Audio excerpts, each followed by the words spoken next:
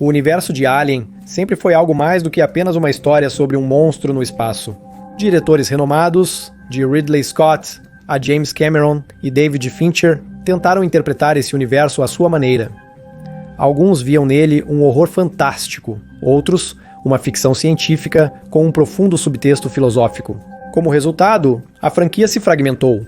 Cenas assustadoras com xenomorfos eram substituídas por investigações científicas. O universo de Alien, a ação era substituída pela metafísica, e justamente aí estava o seu problema. O universo de Alien não conseguia se definir o que ela realmente era. Isso gerava um monte de perguntas e confusão.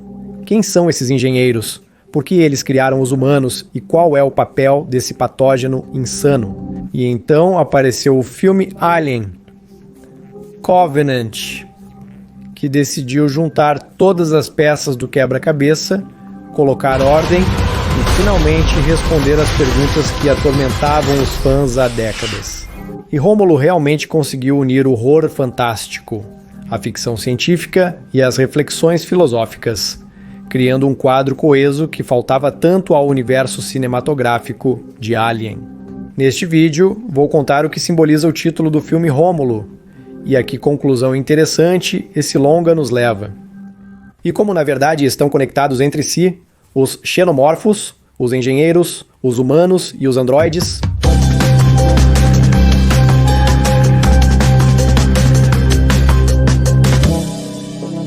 Até o lançamento de Alien Rômulo, a conexão entre engenheiros, xenomorfos e humanos não estava totalmente esclarecida. Sabíamos que os engenheiros criaram os humanos, mas quem criou os engenheiros?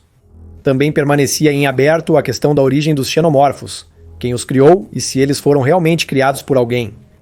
Supunha-se que os xenomorfos eram uma arma biológica. Qual é o papel dos androides nessa relação? Foi o alienígena Rômulo que nos trouxe uma nova reflexão. Mas para entender essas questões, é preciso voltar aos engenheiros. São eles a chave para as respostas a essas perguntas.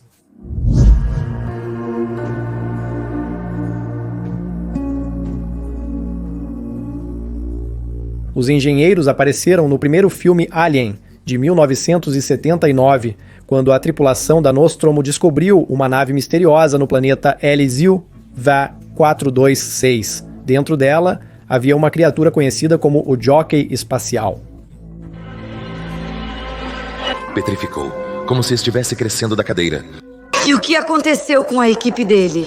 Era uma criatura enorme, humanoide, sentada em uma cadeira com o tórax esmagado. Naquele momento não estava claro quem era, e restava apenas ao público especular quem ele era e qual papel desempenhava nesse universo. Mas a cena definiu o tom de todo o filme. O medo do desconhecido e a compreensão de que há algo muito maior e muito mais antigo do que os humanos no espaço. Depois disso, por muitos anos, os engenheiros desapareceram do campo de visão. Os filmes O Oitavo Passageiro, de James Cameron, Alien 3, de David Fincher e Alien, A Ressurreição de Jean-Pierre Jeunet, não mencionaram os engenheiros. A franquia focou nos xenomorfos e no combate contra eles. Poucos se lembravam do enigmático Jack. Tudo mudou em 2012, quando Ridley Scott voltou às origens e decidiu levantar o véu do mistério. No filme Prometeu,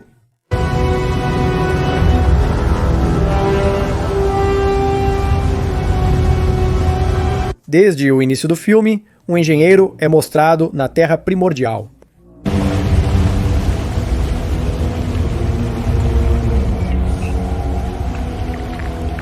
Ele está de pé na margem de uma cachoeira, bebendo um líquido preto que destrói seu corpo, dando início a uma nova vida.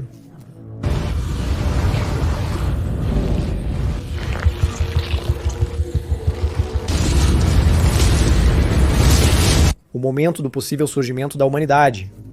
Milênios depois, arqueólogos encontram desenhos antigos que apontam para constelações onde, segundo eles, podem estar os criadores da humanidade. É de enlouquecer. A mesma disposição é milhares de anos mais antigo que os demais. Peter Weyland, fundador da corporação Weyland-Yutani, financia a expedição para encontrar seus criadores e obter respostas sobre nossa origem. A vida toda me preocupei com muitas perguntas. De onde viemos? Qual é o nosso propósito? O que acontece depois da morte? No entanto, quando a tripulação do Prometeu chega ao 223, suas expectativas são destruídas. Em vez de respostas, eles se deparam com um pesadelo.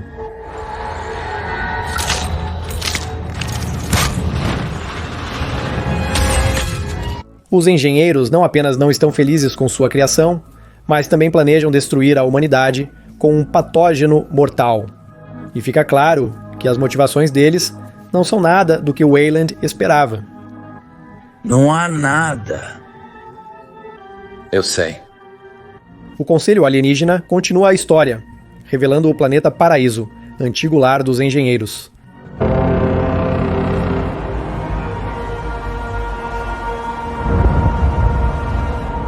O androide Davi usa o patógeno para destruir todos os engenheiros no planeta.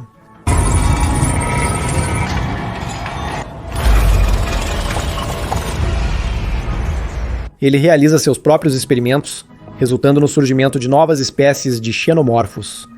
O patógeno assumiu muitas formas, é diabólico e inventivo. De certa forma, me tornei um zoólogo amador. O planeta Paraíso mostrado em Alien Covenant é apresentado como o lar dos engenheiros. Mas muitos espectadores notaram que esse mundo se parece mais com a Idade Média do que com uma civilização altamente desenvolvida.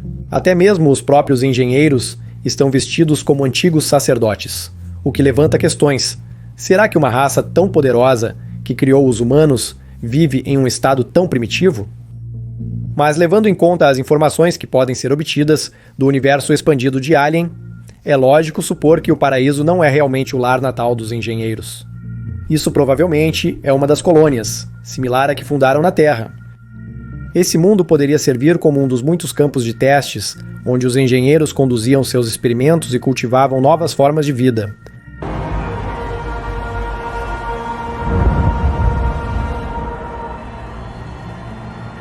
No filme Prometheus, há uma cena em que Peter Weyland encontra um engenheiro.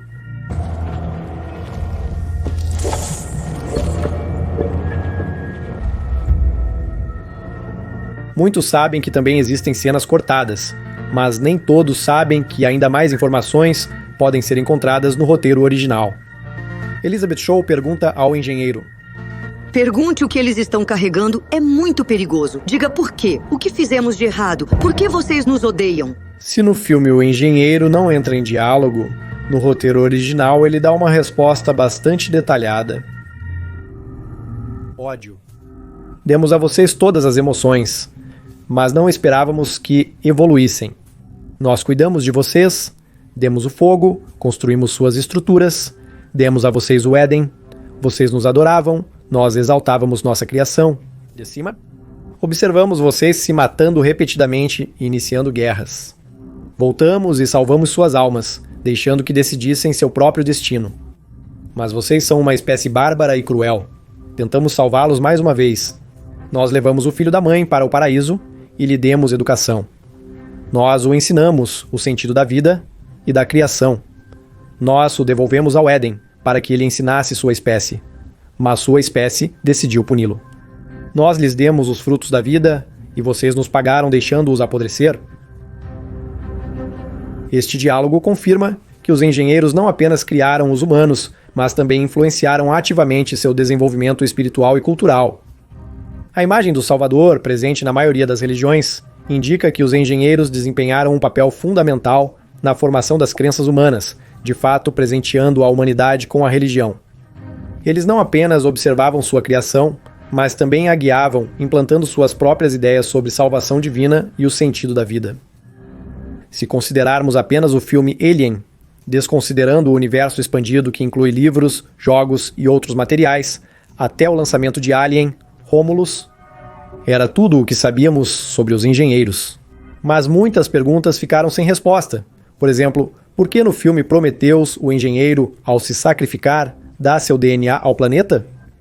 Mas no final, aparecem na Terra pessoas que, embora se pareçam com os engenheiros, ainda assim são significativamente diferentes. Qual é o papel do patógeno? Por que o patógeno interessa tanto a Weyland, Yutani e a todos os androides, sem exceção?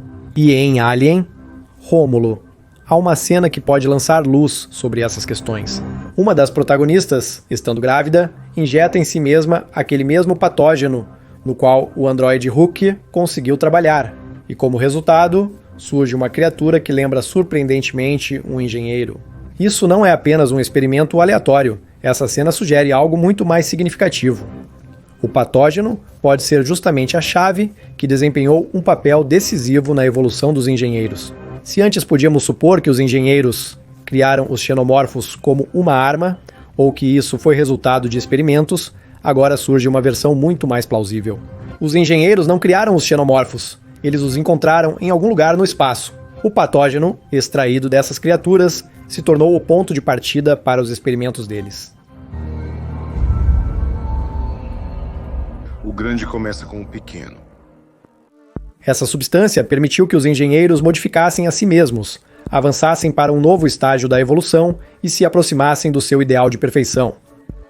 É por isso que não vemos características sexuais secundárias no corpo dos engenheiros, como por exemplo mamilos, o que nos permite dizer que eles já há muito tempo abandonaram a reprodução natural e se reproduzem de forma artificial.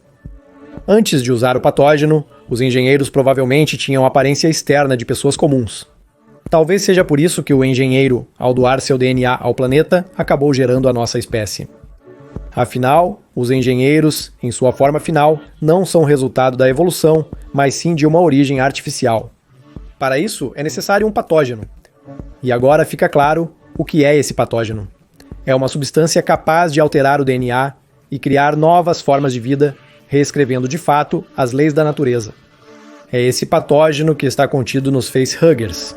E quando eles infectam alguém, o tipo de criatura que vai surgir depende de quem foi infectado. Frequentemente vimos o resultado da infecção em adultos, mas não em embriões. É por isso que a Weyland-Yutani está tão interessada nos xenomorfos e está disposta a sacrificar toda a tripulação apenas para conseguir Tiz-Hova.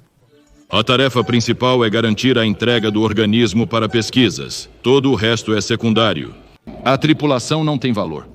Isso também explica o interesse dos androides, que veem o potencial da tecnologia. Já ouvimos mais de uma vez Tiz-Hova ser chamada de organismo perfeito.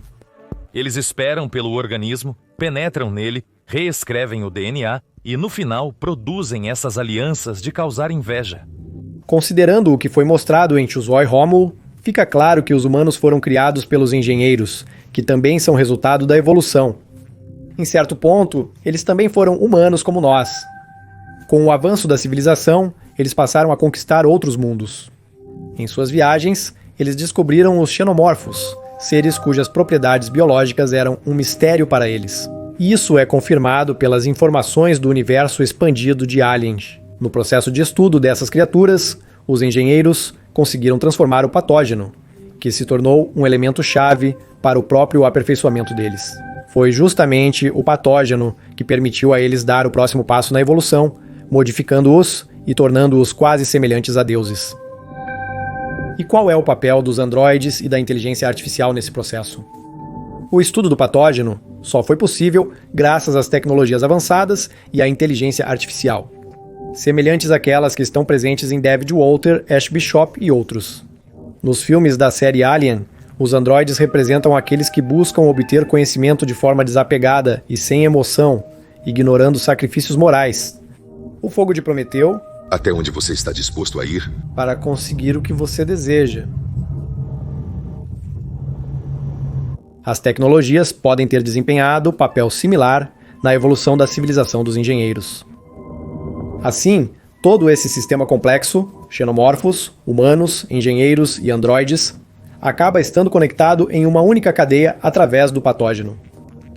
Os humanos, como espécie, no processo de desenvolvimento de tecnologias, incluindo inteligência artificial, tornam-se uma nova raça, a raça dos engenheiros, e o patógeno encontrado durante o estudo dos xenomorfos serve como chave para essa transformação. Do ponto de vista filosófico, toda a franquia Alien representa uma busca por respostas às questões sobre o futuro da espécie humana. O que seremos quando tecnologia, evolução e crença em nossa grandeza colidirem? Não é apenas uma história sobre lutar contra monstros. É uma reflexão sobre para onde levará a humanidade o desejo de perfeição e as tentativas de se tornar deuses através de suas próprias criações. E então, fica claro por que o filme se chama justamente Rômulo. A lenda de Rômulo e Remo conta a história com a história de 2 irmãos que, após serem exilados, foram criados por uma loba. Ao crescerem, decidiram fundar uma cidade, mas desentendimentos entre eles geraram um conflito. Como resultado, Rômulo matou Remo e se tornou o fundador de Roma, uma nova civilização. Essa história simboliza a ideia de criação através da destruição e do sacrifício, demonstrando que, para fundar uma nova civilização, Rômulo tomou medidas extremas, matando o próprio irmão. É exatamente essa filosofia que a corporação Weyland-Yutani segue: ir até o fim, mesmo à destruição e ao sacrifício, para possuir aquilo que pode ser chamado de fogo de Prometeu, uma tecnologia capaz de fundar uma nova civilização, uma nova Roma.